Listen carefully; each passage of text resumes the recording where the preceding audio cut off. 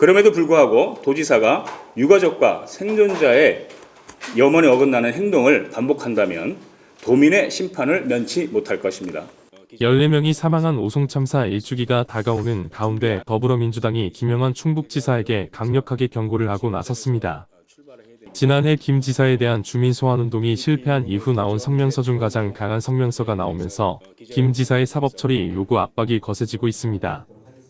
10일 더불어민주당 충북도당 오송 참사 진상규명과 책임자 처벌 TF는 충북도청에서 기자회견을 열고 김 지사에 대한 기소를 촉구했습니다. 검찰의 오송 참사 최고 책임자 중대재해처벌법 기소가 진상규명과 재난안전대책의 지름길입니다. 오송 참사 일주기가 한 달여 앞으로 다가왔습니다. 참사가 발생하고 1년 가까운 시간이 흘렀지만 여전히 참사의 원인 규명과 책임자 처벌은 제대로 이루어지지 않고 있습니다.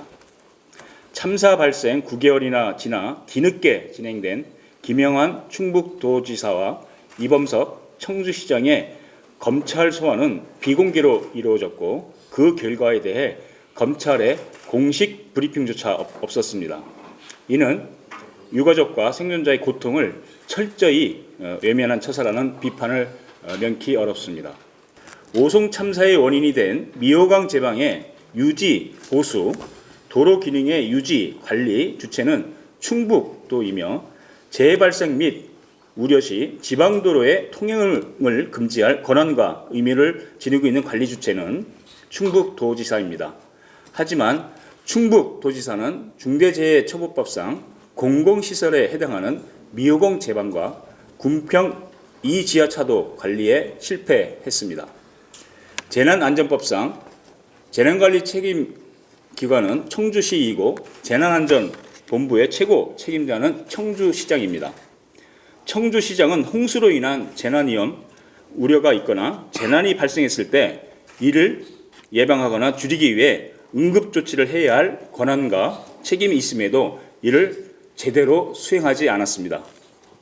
이제 검찰은 김영환 충북도지사와 이범석 청주시장에 대한 기소를 더 이상 지체해서는 안 될 것입니다. 최고 책임자의 중대재해처벌법 기소를 통해 오송 참사에 대한 진상규명과 책임자 처벌에 대한 강력한 의지를 보여야 합니다.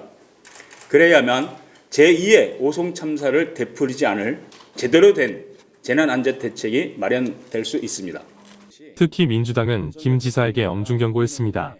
충북도 재난안전의 최고 책임자인 김영환 충북도지사에게도 엄중히 경고합니다.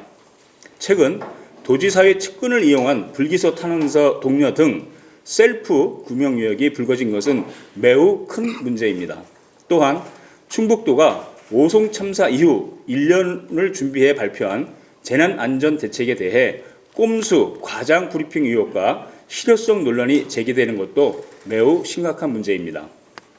김영환 충북도지사는 지금이라도 책임을 회피하고 참사의 흔적 지우기에 몰두하는 대신 도민의 생명과 안전을 지키는 일에 만전을 기해 줄 것을 촉구합니다. 그것이 도지사의 가장 기본적인 책무이며 억울하게 유명을 달리하신 오송 참사의 희생자들 그리고 여전히 1년 전 그 지하차도 밖으로 온전히 탈출하지 못한 생존자들과 가족을 잃은 유가족에 대한 최소한의 예우입니다. 그럼에도 불구하고 도지사가 유가족과 생존자의 염원에 어긋나는 행동을 반복한다면 도민의 심판을 면치 못할 것입니다. 소셜미디어 태희입니다.